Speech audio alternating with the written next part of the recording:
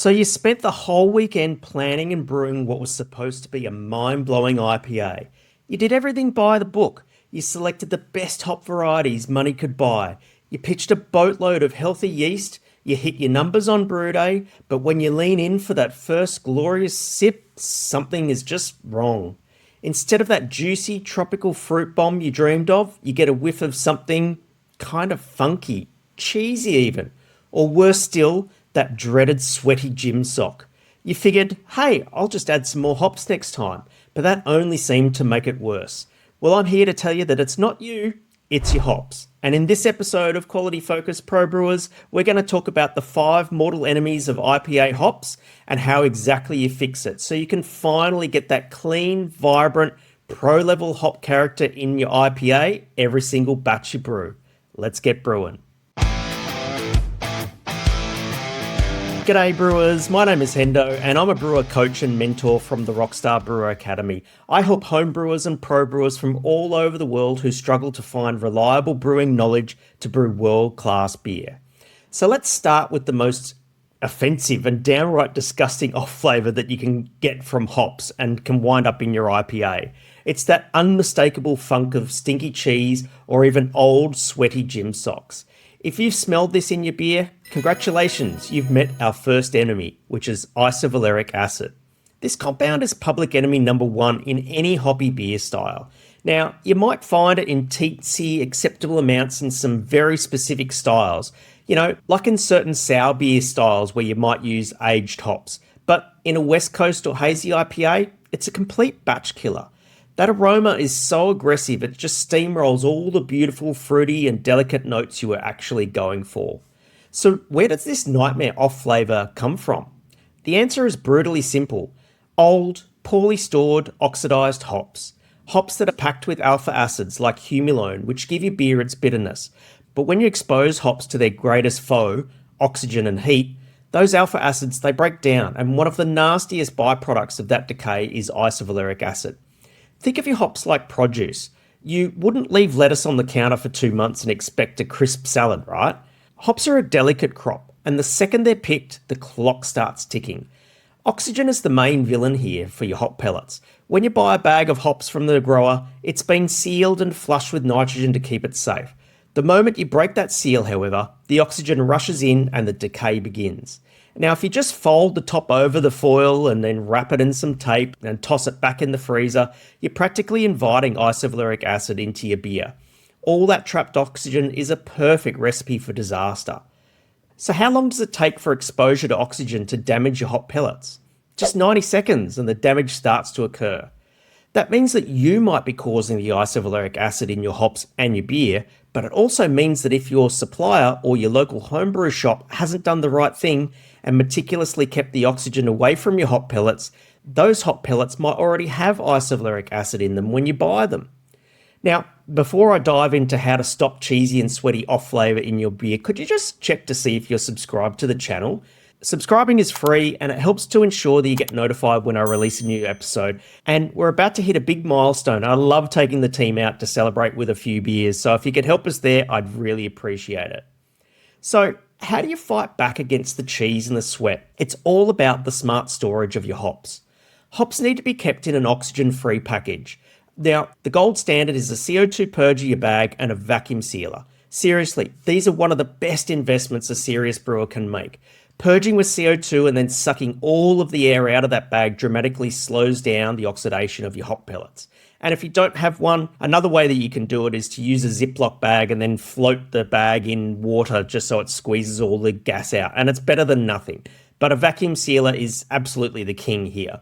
Store those sealed bags in the coldest, darkest part of your freezer, not in the door where the temperature can fluctuate. And you should probably use foil-lined vacuum sealed bags as well, just to keep the light out. Second, buy your hops smarter. Pay attention to the crop harvest date on the package. Fresher is always better. Buy from suppliers with high turnover that are constantly getting new stock or have a hop contract in place.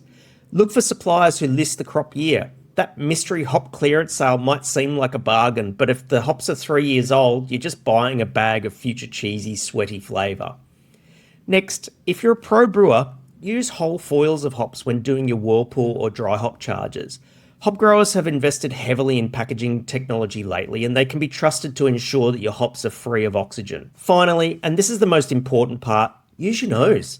Before any hops go into your beer, open up the bag and give them a good deep sniff. Fresh hops should smell incredible, green, fruity, piney, vibrant, and if you smell anything remotely like cheese, hay, or just general dusty staleness, don't use them.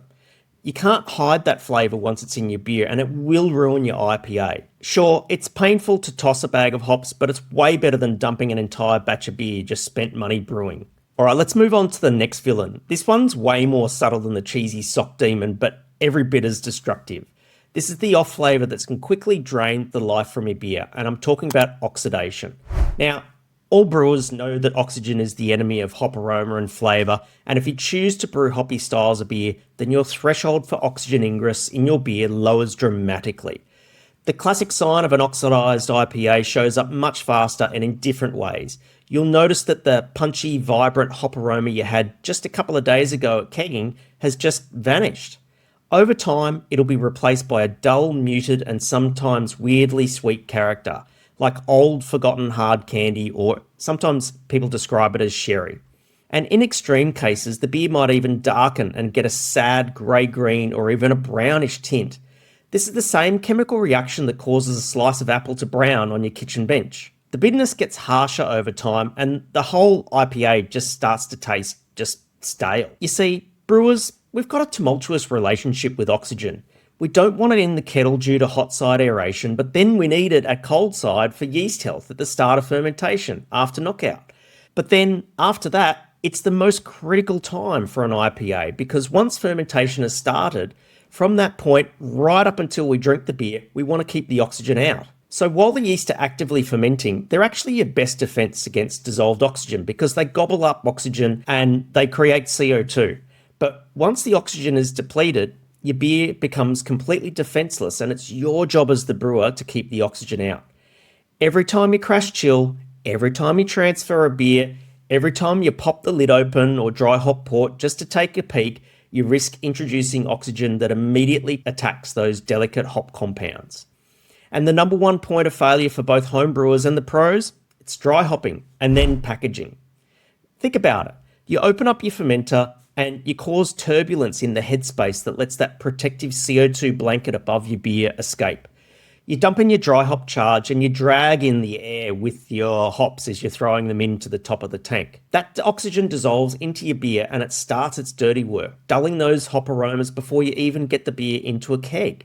And the damage dissolved oxygen causes begins to happen in as little as 20 minutes. So how do we fight this invisible enemy? We have to borrow some tricks from the pros and adopt some low oxygen brewing practices. Professional brewers use a low-range DO meter to measure dissolved oxygen, and as little as 50 parts per billion is enough to start damaging hop compounds. So what does 50 parts per billion, or 50 ppb, look like in, say, 1,000 litres or 10 barrels of beer? That's just 0.45 millilitres or 0.018 fluid ounces of air. And if you're a home brewer making 20 litre or 5 gallon batches, divide those numbers by 50, and that's your upper threshold for air ingress. It's not zero, but it's pretty well bugger all. The single biggest upgrade you, the brewer, can make is adopting the think small, act big doctrine, which we teach inside the Rockstar Brewer Academy and the Pro Grade Brewing Method. Think small means find every nook and cranny where the air might be, hoses, head spaces, valve wells, and act big means purging the hell out of it with CO2. That also means doing closed transfers, moving your beer from the fermenter to the bright beer tank, can, keg, or bottle without it ever touching open air.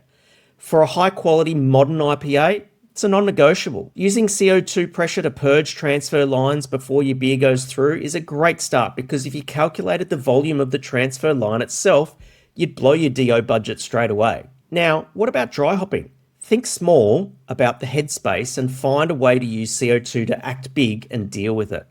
No matter what, when you do dry hop, be quick and be gentle. Don't leave the fermenter wide open for a long period of time. Some brewers even gently spray a layer of CO2 into the top of the fermenter to purge the headspace before sealing it, or purging the headspace somehow. Every little bit helps. The war against dissolved oxygen is a game of inches. Minimize it at every step and you'll keep your hop aroma vibrant for weeks or even months. Okay, so you've got your hop storage sorted and your cold side process is flawless and you're keeping the dissolved oxygen out, but your IPA still has a certain problem. The bitterness isn't clean and refreshing. It's harsh, it's sharp, and it just lingers in a really unpleasant way. So what gives? It's time to look a little deeper into your hops themselves. Beyond just the name and the alpha acid percentage, we need to talk about a little thing called cohumulone. When you look at a hop certificate of analysis, you see the alpha acid percentage, which we use to calculate the IBUs in our recipe, but that number is just a composite. It's actually made up of several compounds, mostly humulone, adhumulone, and our culprit, cohumulone. And while they all create bitterness, they don't create the same quality of bitterness. Cohumulone delivers a harsher, more jagged bitterness than its cousins. Think about it like this. If humulone provides a smooth bitterness, cohumulone provides a sharp, biting one. Hops with a high percentage of cohumulone can lead to that lingering, almost astringent bitterness that just scrubs your palate raw and masks those fruity, juicy, awesome flavours we love in our IPA. This is where it gets tough, especially for homebrewers. Most of the little hop packages from your local homebrewer shop don't list this detail, but pro brewers often get a certificate of analysis, or COA, for their hops, which breaks down the exact chemical composition, including the cohumulone level. Generally look for hops with a cohumulone level of below 25 to 30% of the total alpha acids. That's considered good for smooth bitterness. Now, my favourite hops known for being smooth for bittering additions are Magnum and Warrior, and they often fall into this lower range. But don't forget to consider cohumulone in your late addition and even Whirlpool hop additions, because even if you lower the temperature of your Whirlpool, it'll make a big difference to the perception of bitterness in your IPA. And on the other hand, some popular hop varieties can have cohumulone levels pushing 40% or higher. Let's talk about Columbus, for example. It's high in cohumulone, which gives it that signature aggressive resinous bite. Maybe you might want that for a classic West Coast IPA, but it might be too harsh if you're not careful. So what can you do? First, start paying attention to cohumulone. If you're designing a soft, hazy IPA, maybe don't use a high cohumulone hop variety in the hot side. Second, even without a certificate of analysis, you can look up the typical cohumulone ranges for different hop varieties online. A quick search for Magnum cohumulone percentage will show you why it's prized as a clean bittering hop.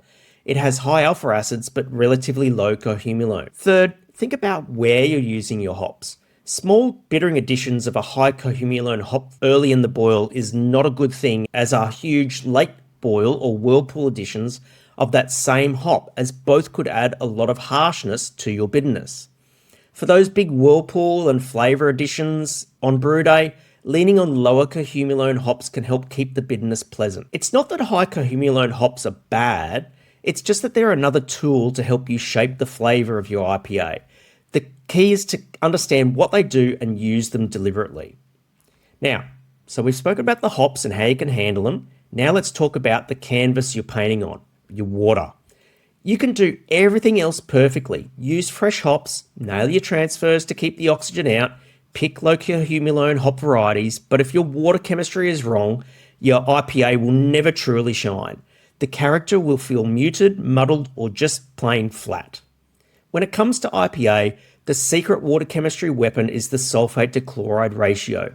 These two little ions, sulfate and chloride, have a huge impact on how we perceive hop character. So let's break it down. So sulfate is your best friend when you're making a crisp, dry West Coast style IPA. High levels of sulfate accentuate hop bitterness, making it feel more assertive and clean. It helps dry out the finish, letting that piney, resinous bitterness pop and then fade away, making you want another sip. So for a West Coast IPA with an ABV above 6.5%, brewers often shoot for a sulfate to chloride ratio of 2 to 1. And as the ABV increases, they shoot for even higher. Don't target a particular sulfate number, but rather let calcium be your compass, because when you're adding gypsum, you are adding calcium and sulfate at the same time. And on the other side, you've got chloride. Chloride does the exact opposite of sulfate. It creates a sense of fullness, roundness, and a softer, more juicy hop character. It can even help accentuate sweetness from malt or other adjuncts. Chloride is the key to modern hazy or New England IPA. That soft, pillowy mouthfeel and explosion of tropical fruit flavour without a sharp bite, that's largely thanks to chloride. For these beers, a lower sulfate to chloride ratio, even as low as 0.3, can be ideal. Ignore the misinformation that you see online that says you need to target a minimum of 150 to 200 ppm of chloride. That'll make your beer taste like you're chewing on an aspirin peel, and no one wants to drink an IPA that tastes like that. So how do you control this? First, you need to know your starting point. You can't make water chemistry adjustments if you don't know what's in your tap water. If you're a home brewer, go look up your city's water report, and if you're a pro, send a water sample to a reputable lab. Even better, start with a blank canvas. Reverse osmosis or even distilled water if you're a home brewer. This is pure H2O, letting you build your water profile from scratch with total control. And you make these adjustments with brewing salts. Gypsum, which is calcium sulfate, adds sulfate. Calcium chloride, obviously, adds chloride. Inside the ProGrade Brewing Method course for homebrewers and the Rockstar Brewer Academy coaching program for the pros, we use Brew and Water spreadsheet to do our water chemistry calculations. Martin Brungarter's done an amazing job of building the Brew and Water spreadsheet, and I highly recommend that you give him $20 for the supporters version because it's got a ton of features that every brewer needs. The difference water makes to your IPA is not subtle, it's night and day. Brew the same IPA with different sulfate to chloride ratio and you'll notice a stark difference. And if you've got an IPA with very harsh, astringent bitterness, your sulfate to chloride ratio might be the root cause. Mastering this piece of the puzzle to get the exact hop expression that you're after. And to be honest, hitting your target sulfate to chloride ratio is key to creating a water profile that makes for great tasting beer. And if you're brewing an IPA and you want to dial in your water profile, then you'll definitely want my West Coast IPA water profile guide. If you want that guide, comment the words IPA water profile below and I'll send you the PDF. So we've gone through the storage, oxidation, cohumulone, and your water chemistry. And all of this leads to one big myth-busting conclusion, that when you add more hops to your IPA, it doesn't necessarily equal a better quality IPA. It's a trap we all fall into. Our last IPA wasn't hoppy enough, so the first instinct is to just double the dry hop. But as we've seen, throwing more hops at a problem is like turning up the volume on a staticky radio. It doesn't make the music clearer, it just makes the noise louder. The truth is, quality and process will always beat sheer quantity of hops. A small dry hop charge of incredibly fresh, perfectly stored hops in a beer made with low oxygen methods will be far more vibrant than an IPA packed full of old hops tossed into an oxidized beer. A 50 IBU beer made with low cohumulone hop varieties and the right water profile can taste more pleasantly hoppy than that 80 IBU beer that you made with harsh hops and the wrong water profile. Making a world-class IPA isn't about using the most hops, it's about the finesse of making the most of your hops, because that's what the world's best brewers do. It's a holistic approach. It's about taking care of your ingredients from the moment you buy them, nurturing your beer through your brewery and into package, right up until the moment the beer hits the glass. Remember, making a brilliant, vibrant IPA isn't magic. It's about getting your knowledge from a reliable source, paying attention to detail, and having solid processes in place. It's not just about adding more hops. And if you want to know more about how to fast track the brewing knowledge you need that'll bring the most out of your hops, whether you're a home brewer, planning a brewery, or already running a commercial brewery, then I reckon you should check out this video next. Thanks heaps for watching this episode of Quality Focused Pro Brewers, and I'll catch you in the next one. Cheers.